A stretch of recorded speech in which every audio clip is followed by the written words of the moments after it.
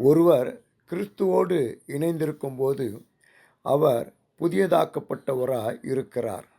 பழையன அழிந்து புதியதென புகுந்தன என்பது திருத்தூதுவர் பவுலின் பதிவுகள். இது 2 கொரிந்தியர் 5:17 சொல்லப்பட்டுள்ளது. இது புது மொழிபெயர்ப்பு. பழைய மொழிபெயர்ப்பை வாசிக்கிறேன். ஒருவன் கிறிஸ்துக்குள் இருந்தால் புது சிருஷ்டியாய் இருக்கிறான்.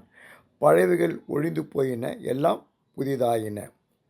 இந்த உண்மை மேலோட்டமான சூப்பர்ஃபிஷியல் மாற்றத்தை அல்ல, மாறாக வாழ்வின் ஆழமான மறுசீரமைப்பை ப்ரோஃபவுண்ட் ரீஆர்டரிங் குறிக்கிறது. அதாவது கடவுளுக்கு எதிரான பழைய சுவாபங்கள், அச்சம், உடைக்கப்பட்ட நிலை, புரோக்கன்னஸ், இவைகள் ஆற்றலை இழக்கிறது.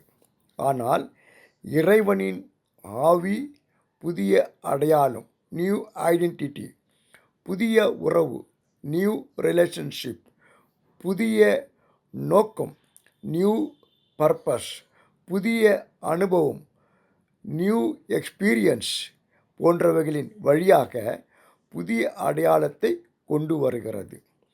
புதிய படைப்பு என்பது நியூ கிரியேஷன் தனிப்பட்டவரின் புதுப்பித்தலுக்கானதல்ல, மாறாக முழு உலகின் மாற்றத்திற்கானது.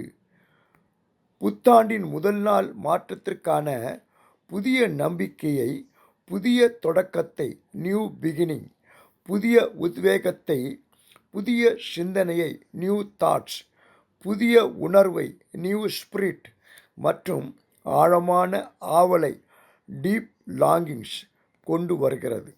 ஆக புத்தாண்டின் தீர்மானம் என்பது தனிப்பட்ட தீர்மானமாக அல்லாமல் இறைவனின் புதிய படைப்பின் அடையாளமான அமைதி, பீஸ், நீதி, நேர்மை, ஜஸ்டிஸ், நம்பிக்கை, ஓப், வாழ்விற்கான கூட்டு அர்ப்பணிப்பாகும்.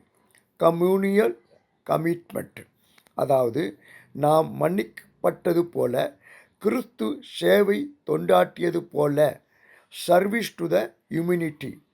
புதியதோர் தொடக்கத்தை இந்த புதிய ஆண்டிலாவது மேற்கொள்வோமா?